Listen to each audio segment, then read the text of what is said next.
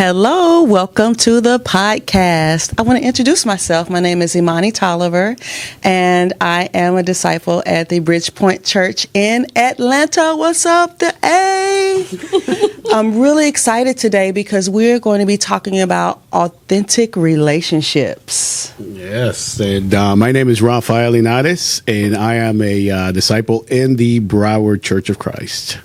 And my name is Pamela Palmer, and I'm also a member here in the Broward Church. So when I think about relationships, I think about in the beginning when God created the earth and he created man, and he was like, it is not good for man to be alone. So that tells me off top that God is all about relationship, community. We need each other, and relationships in the kingdom are very important because this lifestyle is not easy. Nope. It's not for the faint of heart. And it's like, I cannot do it by myself. And really, when I think that I need to be by myself, that's the warning signal, because Satan really wants to get us by ourselves. Yes, he does. So we can think about what he wants us to think about. That's but when right. we add friends, close friendships, discipling relationships, that really helps us to stay on track and encourage each other. So I was thinking, when I think about some qualities of an authentic friendship, I think about transparency. I think about vulnerability and how being vulnerable really draws people in. What are some things that you think about? Gosh, relationships, authentic relationships. As you mentioned, Satan does want us to be isolated. He wants us to be isolated so that we can get it into our head, so we can get and start thinking about all those things. And you mentioned that we need friends in our lives, not just any friend. Right? It has to be the right people in your life. Amen. It has to be the people giving, godly people giving you the right advice, people influencing your life in the right way, and speaking truth to your life. So I like that. Yes. So when I think of authentic relationships, I think of being vulnerable and being real with someone. Being who you are, allowing them into your life and allowing them to see who you are. All your warts, all the good things, all the bad things. Did you say warts? Warts. Oh, I know. And allowing them to come into that place in your life, in your heart, that you want to keep others away from, because of different fears, different things that we have. If they see who I am, they're not going to like me. So, but I find that the more open that I am with someone, especially someone that I just met or that I'm trying to build a relationship with, maybe not too fast. You don't want to maybe overwhelm them. Or maybe they're not ready for that, but I think of authentic relationships as going through life together, being real, being authentic, and not putting on masks. I love that because it's very easy when we're out in the world to not be our real selves, and I think there's a level of comfort that we should have in the kingdom to where we don't have to have the false pretenses. We don't have to maybe fit in a certain way that people, by where we work or what we do or what we have, that we can still take that mask off, be our authentic self, and really be true to ourselves to be who we are. Because sometimes it's easy to kind of put on that shroud and figure out in whatever situation, are we being who people want us to be, and forget, okay, I want to be who I am authentically. Yes. I think it's very important because as humans, we stereotype each other a lot. Somebody goes by and somehow you'll form an image in your mind of that person.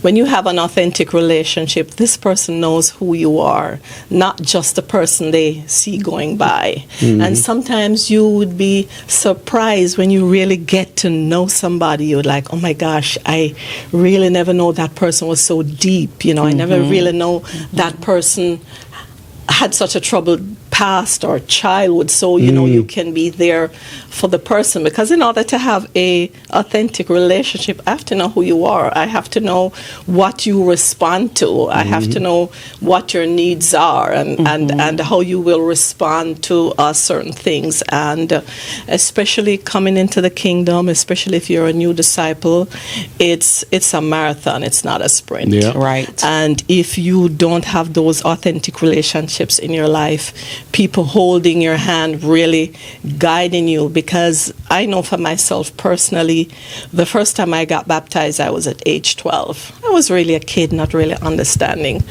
But my main problem over the course of the time was there were so many things I didn't understand, but there was no one close in my inner circle that I could really go to and really ask these questions. And especially if you're an introvert like myself. So it takes you a lot longer to get there. Whereas if you have authentic relationships and friendship, someone in your circle, if you have a question or there's something that you're struggling with, you can easily say, you know, this is on my mind, should I be doing that? So I just think it's really very important, especially when you're new to the kingdom. Yeah. I totally agree with that. It's like having a baby. We say baby Christians. You're really having a baby. And a baby, you don't just have the baby and say, okay, baby, figure it out. No. Go feed yourself. Go change yourself. And that hand-holding, that spiritual guidance is very valuable when you're a new Christian. I actually came to the kingdom pregnant. And it was really crazy when I think back of to that my experience. Everybody just embraced me like I was a baby sister, and really inviting me out and inviting me to their homes. And, you know, even though, you know, the state I was in my life, it could have been a very shameful, I was a single mom. It could have been a shameful time for me, but I felt so loved and taken care of that the stigma that would come from being unwed mom, I didn't even feel it. I just felt love. I felt acceptance. And there were people in my life that really treated me like an adult, that I was responsible, and all those things, you know. And I really think about that, and I'm very grateful for the kingdom, because that was at a time, crossroads in my life where I had to make some major decisions and things. You know, I wasn't doing so well financially, and people just embraced me. Friends take care of you. Friends, you know, supply your needs, you know, serve you and things like that. And that's when I really understood what being a true friend was, how much people gave to me and served me, and that helped me to see I need to be a giver, not always just receiving the things, but being a giver, being sacrificial with my time. And you know, other women were having kids, and I was starting babysitting for them, and you know, trying to find ways to give back, because it's nothing like a reciprocal relationship. Yeah, and you know, Bible does tell us, you know, a friend loves at all times, but you know, a brother is born out of adversity, right? Right. I think it's you know, we come into the kingdom, you get baptized, you're a new disciple, things are new to you, you're learning the Bible, you're learning, you know, you're learning church culture, you're learning who is, you know, all the disciples. You're changing. So many things are changing in your life. You're changing so fast. You know, I got baptized at 22. That was almost. Hold on, 51 minus 12. Yeah. So you've been around a long time, bro. I hear you. I've been at this shit. A dinosaur. I know. So I honestly, I feel now. I feel like I had a second conversion type of thing recently. But I feel like, you know, as a new disciple, you're new, you're learning new things, and you're building that foundation of strong friendships, right? Right. You're building that the friendships that I had back then, a lot of them are still in my life. A lot of them, we talk on a weekly basis. We talk. Relationships are huge to me. Right. They're very, very important to me. And, you know, 29 years in this walk, I've made a lot of mistakes. I've made a lot of mistakes in my life, and but God has been merciful. God has been guiding me. God has been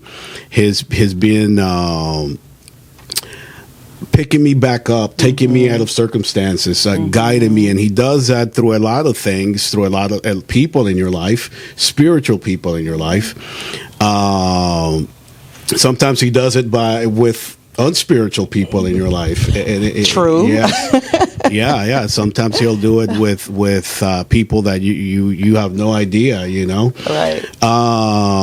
And as it is so important to have authentic and to be authentic and to allow people to be who they are. I agree. I think a lot of times, especially in my early years, and not so long ago, we come with a lot of preconceptions, a lot of traumas, a lot of baggage, if you will, in your own mind, that you're so unconscious and so unaware of how you're being towards a situation. And it takes a lot to become self-aware, to become, you know what? You're the problem. I'm the problem. It's not out there. It is me, and it is very important that we are self-aware, that we are making sure that I'm allowing people and that we are allowing people to be who they are, because a lot of times we can look at the world and say, oh, this artist or this person has this, I want to be like that, or that is what I need to aspire to be. Right. And then people start putting the mask on because you want to be perceived as that in the church and to other people. And other people in the church might look at you in that way, and that's where you get a lot of your validation, and it is very important that we look at people for who they are in God, and that we allow people to just be themselves, to be who they are. Yeah. Right. And I like thinking about helping people be okay with being who they are, and then I think friendships help us to be our best selves. Like, we want to call each other to a space to where it's okay to be you. But on the way over here, so Pam and I met during the pandemic. And it's like, I was thinking, like, when did we actually become friends? So we met and we were talking on Messenger. So the whole ride over here, I was scrolling back in Messenger, back. And what I realized is that we shared a lot of who we are. It showed the video chats. It showed, all the messages that we had together. And the thing I remember most about Pam is, I heard someone say Mama Palmer, and it's like, Mama Palmer is this figure that's so strong and impenetrable, and she always gives great advice. And it's like, one day she called me and she was sniffling, and I was like, wait, something's going on with Pam.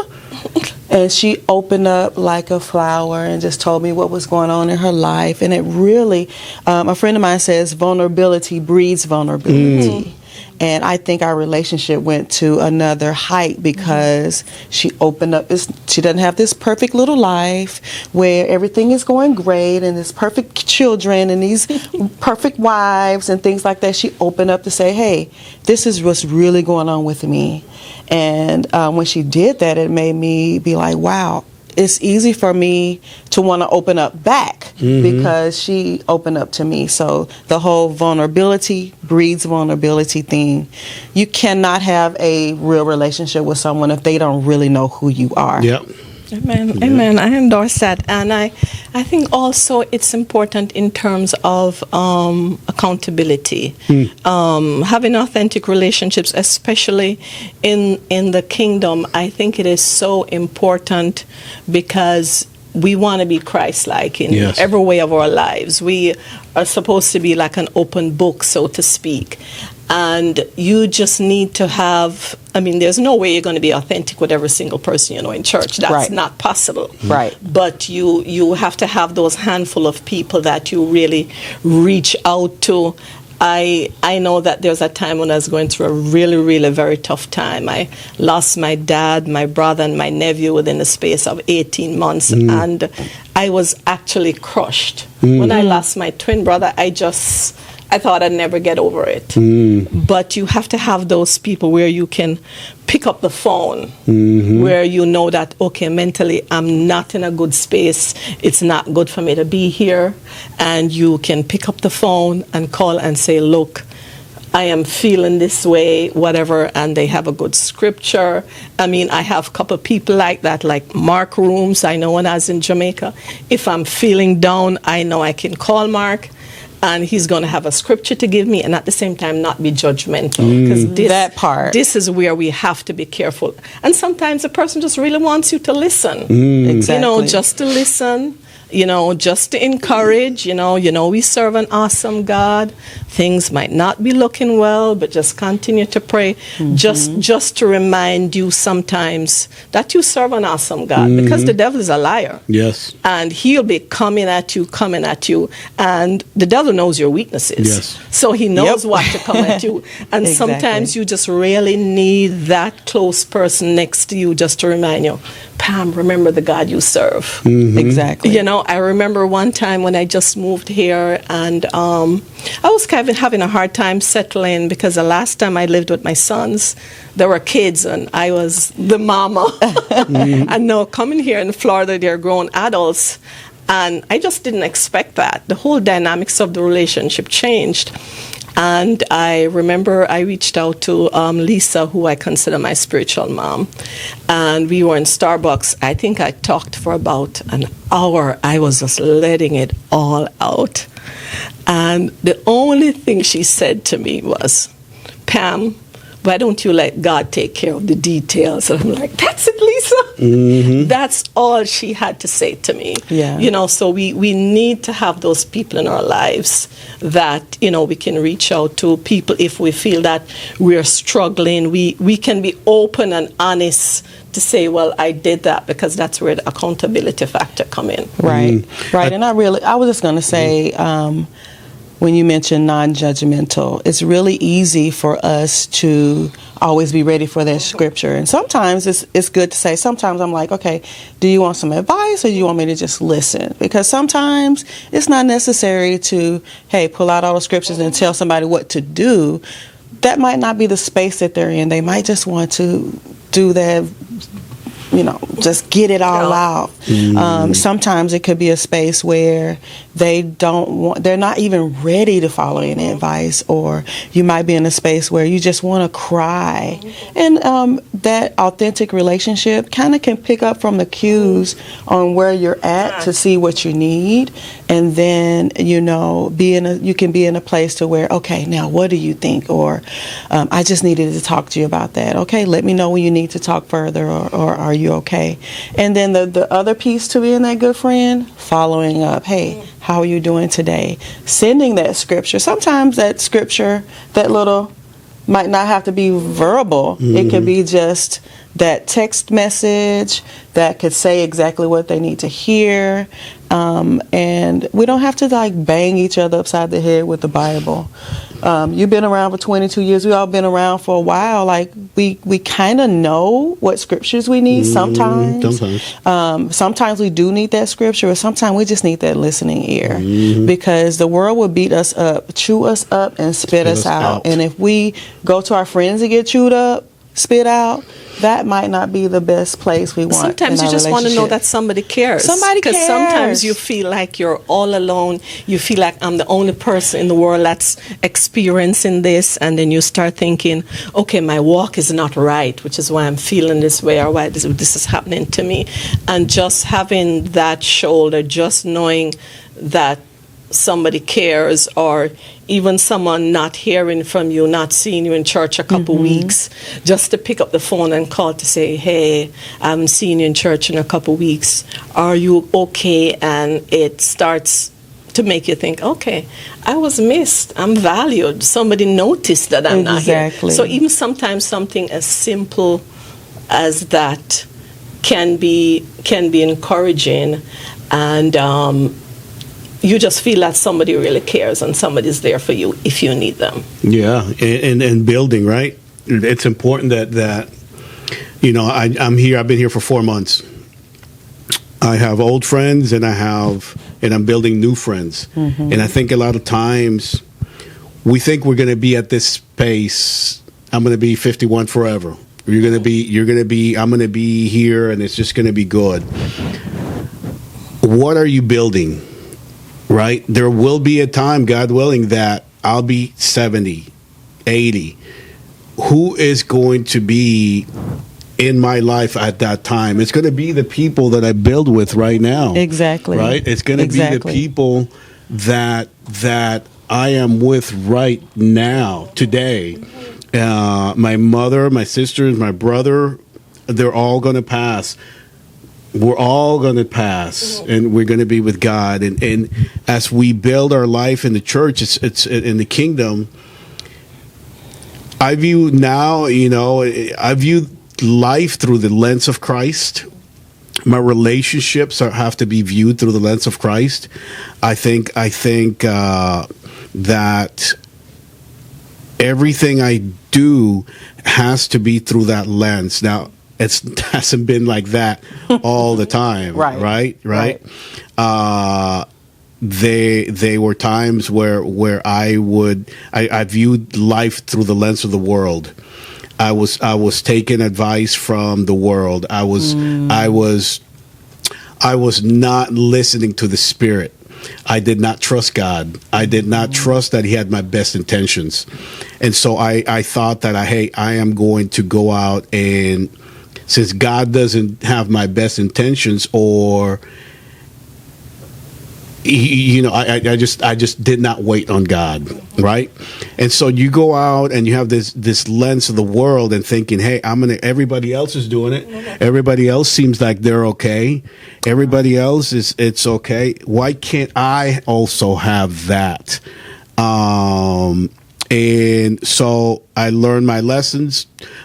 But now, as God taught me, and He brought me back, and He forgave, and I think forgiveness, right? Forgiveness. It's a theme. It's been That's a theme. huge. It's a theme in my life today. Forgiveness, because as we get closer, right, in relationships, the closer that you are to someone, I'm going to hurt you. You're going to hurt them. I'm going to hurt you somehow, some way, the closer I am to you, right? And That's challenging, because sometimes when we've been hurt one too many times, we put that wall up around our hearts, and it keeps us from having those authentic relationships. I just was in a situation where I just moved to Atlanta by way of Nashville from Fresno, okay, and I made one of my best friends in the world in Fresno, and I was actually visiting Nashville last week. She reached out to me, panic mode, 911, I need you. I saw the text, but I kind of didn't see the text because I was in the middle of something. I was visiting another friend. We were sitting having coffee, and I had plans to go to the next friend. Meanwhile, I totally forgot to look at my phone again. She had a situation where she needed my help.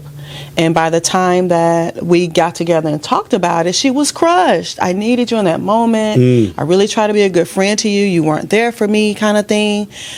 And I was so hurt that I hurt her. And my first instinct was to be like, well, she got to understand I was busy. I was out of town. I was doing it. But I had to think, okay, what should be the best response? I got to have a posture of humility, or I'm going to hurt her worse. The way that I responded to her was so important because we've been friends for about 7 or 8 months, and I didn't want the standard of our friendship to be I'm going to hurt her, and I'm not going to even apologize for it or be sorry about it. So I had to take a step back. The devil wants you to do that. Oh, absolutely. He wants me to do that. I'm like, Yeah. okay, what do I do? How do I respond? And I had to really, like, it wasn't my first instinct to be humble. Like, my first instinct was to think about all of the whys, why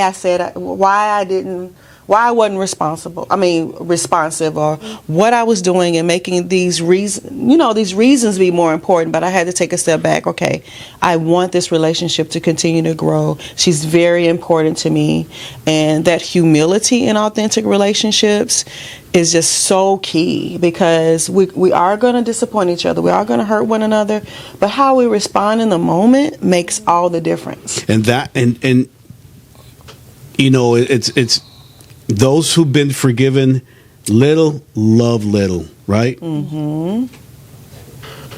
Jesus told Simon, right? Hey, tell me, Simon, right? You know, this woman came and washed my feet. She did all these things, right?